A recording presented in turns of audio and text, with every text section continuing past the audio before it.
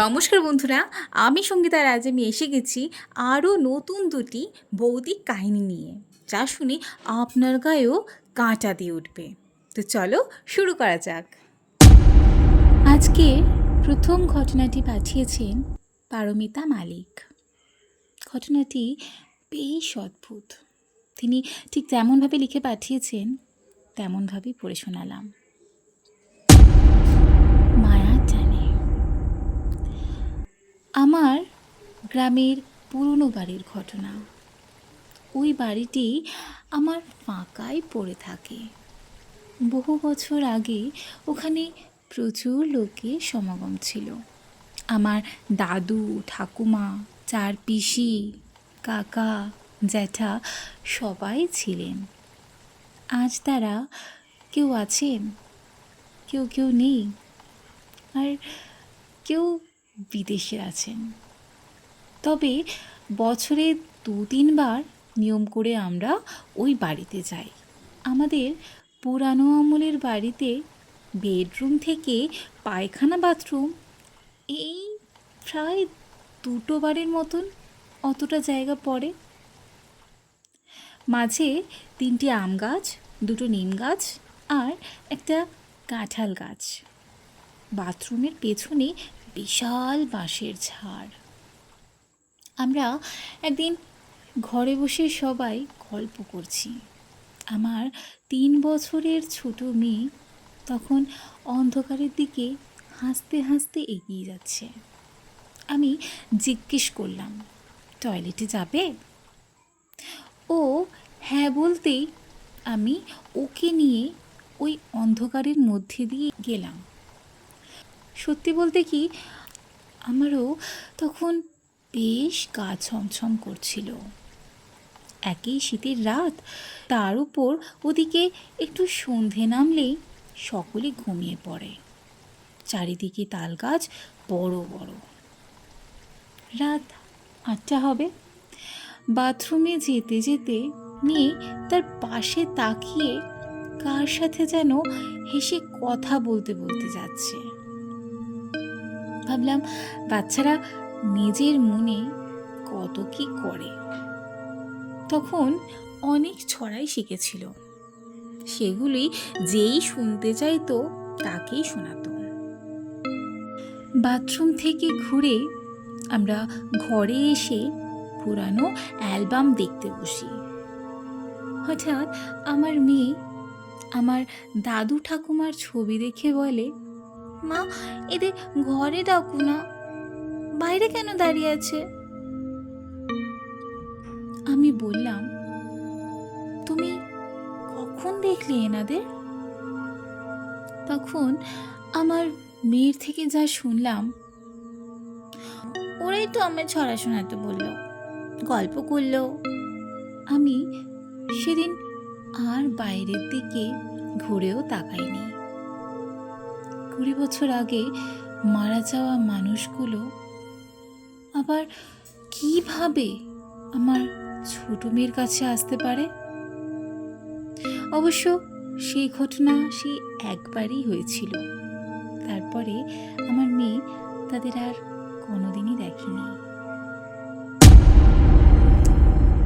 পুরানো বাড়িতে, আমাদের আদি বাড়ি বলুন, এমন অনেক অদ্ভুত ঘটনা ঘটে থাকে যেগুলোর ব্যাখ্যা পাওয়া মুশকিল।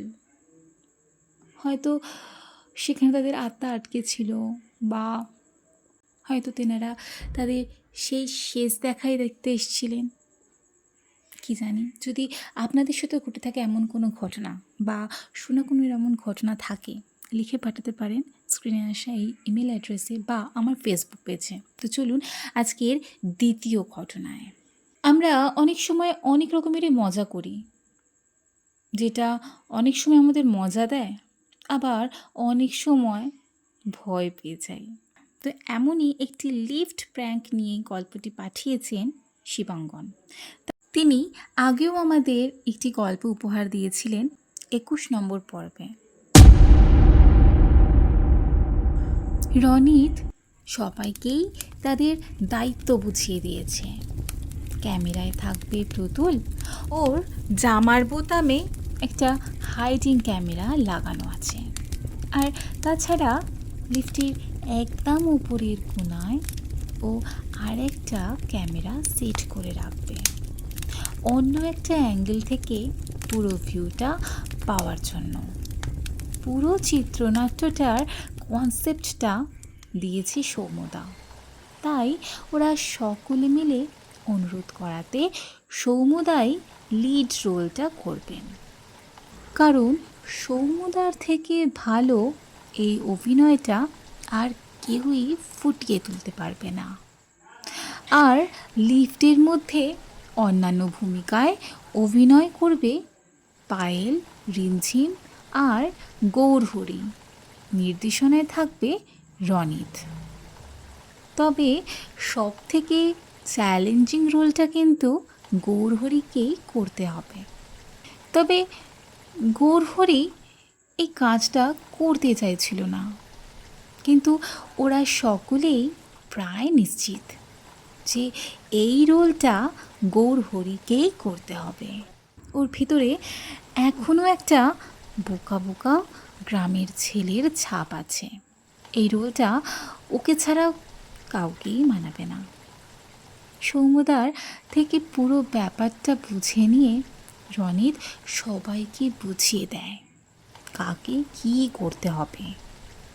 লিফটের ঠিক মাঝখানে সৌম্যদা গৌরহরির একটা ছবি হাতে নিয়ে দাঁড়িয়ে থাকবে, আর দুপাশে থাকবে পায়েল আর রিমঝিম কাঁদো কাঁদো মুখে।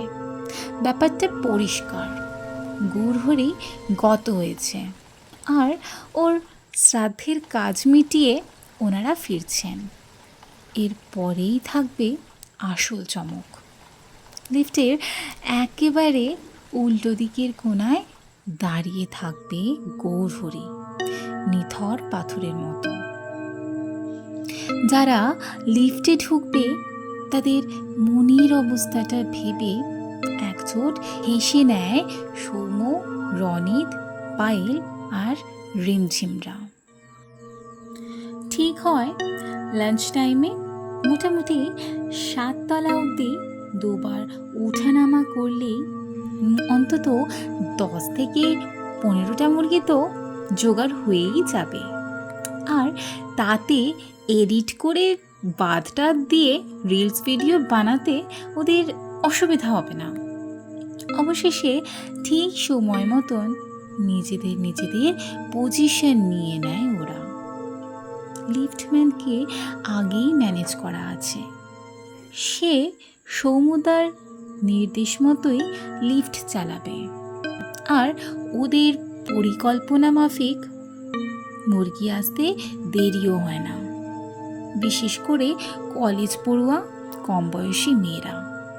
সৌম্যদার হাতে মালা পরা গৌরহরিকে দেখার পর লিফটের উল্টো দিকের কোণায় ওকে দাঁড়িয়ে থাকতে দেখে সব থেকে বেশি ওরাই ভয় পায়। সত্যি ওদের মুখ চোখের অবস্থাগুলো দেখে বেশ মজা হচ্ছিল সৌম্যদের। কয়েকজন তো ভয় প্রায় হার্ট অ্যাটাক হয়ে যাওয়ার অবস্থা। রিলস সুপারহিট হবে, চোখের ইশারায় রনিত জানিয়ে দেয় বাকিদের। দেখতে দেখতে লাঞ্চ টাইম শেষ, আর দেরি করা যাবে না। বস টাইমের পাংচুয়াল। সব কিছু প্যাক আপ করে ওরা ফিরে আসে 5th ফ্লোরে ওদের নিজেদের অফিসে। কিন্তু কাঁচের দরজাটা ঠেলে ঢুকতেই ভেতরে কেমন যেন একটা দম বন্ধ করা পরিস্থিতি। ম্যানেজার সাহেবের ঘরের দিকে বেশ কিছু মানুষের জটলা। কৌতূহলী চোখ নিয়ে সৌম্যরা ধীর পায়ে এগিয়ে যায় ম্যানেজারের ঘরের দিকে। কাকে যেন একটা টেবিলে শোয়ানো রয়েছে। ঘরের বাইরে থেকে ঠিক ঠাহর পড়ে না। কাঁচের দরজাটা ছেড়ে একটু ঘরে ঢুকে দেখতে যাবে, ঠিক তখনই আরে সৌম্যদা, রনিত, তোরা কোথায় ছিলিস? তোদের গ্রুপের যে গৌরহরি বলে ছেলেটা আছে না, দেখ তার কি অবস্থা। টেবিলের আর একটু কাছাকাছি এগিয়ে এসে ওরা দেখতে পায় টেবিলের উপরে গৌরহরিকেই শোয়ানো। ততক্ষণে ডাক্তারবাবু এসে ওকে পরীক্ষা করে দেখেছেন। তারপর মাথা নেড়ে বললেন, ম্যাসিভ হার্ট অ্যাট্যাক, কিছু করার কোনো সুযোগই দিল না ছেলেটা। লাঞ্চের পরেই বলেছিল বুকে খুব ব্যথা হচ্ছে। তারপর সৌম্যরা নিচে সিগারেট খেতে চলে গেলে ও আর যেতে পারল না। মাথা নিচু করেই ওর চেয়ারে বসেছিল, আর তখনই সব শেষ। বেশ কিছুক্ষণ কথা বলতে পারল না সৌম্য। রনিত, পায়েল, রিমঝিম বোকার মতন ওর দিকে তাকিয়ে। একটা জিনিস ওদের মাথায় ঢুকছে না, তার মানে লাঞ্চের পরে গৌরহরি ওদের সাথে যায়নি। তাহলে লিফটের উল্টো দিকের কোণায় ওটা কে ছিল? ভয় শুধু একটাই, ওদের নিয়েও কেউ এতক্ষণ লিফটে প্র্যাঙ্ক ভিডিও বানাচ্ছিল না তো? তো বন্ধুরা, আমাদের জীবনে আমরা অনেক সময় অনেক মজা করি, মজার ছলে অনেক কিছুই করে বসি, কিন্তু সেই মজার কারণে অনেক সময় আমরা মানুষকে হার্ট করেও থাকি, আর অজান্তে হয়তো কারোর ক্ষতি। তাই বলে কি প্র্যাঙ্কটা একটু লিমিটে করাই ভালো, 7-5 ভেবে করাটাই ভালো। কখন কি থেকে কি হয়ে যায় কেউ জানি না। তো বন্ধুরা, আজকের এই দুটি ভৌতিক গল্প আপনাদের কেমন লাগলো অবশ্যই কমেন্ট বক্সে জানাবেন। যদি ভালো লেগে থাকে তো অবশ্যই লাইক, কমেন্ট, শেয়ার, সাথে সাবস্ক্রাইব করে পাশে থাকা বেল আইকনে প্রেস করে দেবেন। ও হ্যাঁ, যদি আপনাদের জীবনে ঘটে থাকা এমন কোনো ভৌতিক ঘটনা বা শোনা কোনো কাহিনী থাকে তো অবশ্যই স্ক্রিনে আসা এই ইমেল অ্যাড্রেসে বা আমার ফেসবুক পেজেতে লিখে পাঠাতে পারেন। তো চলো tata, bye bye, stay blessed, be happy.